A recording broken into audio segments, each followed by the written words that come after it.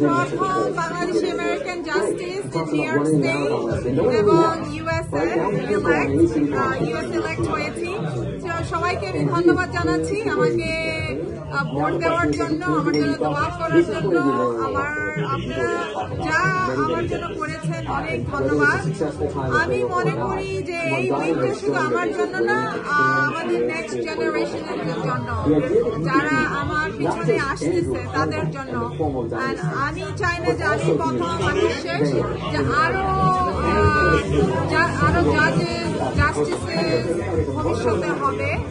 তো representation খুবই important, মানে আমাদের community in the judiciary should look like what the community is.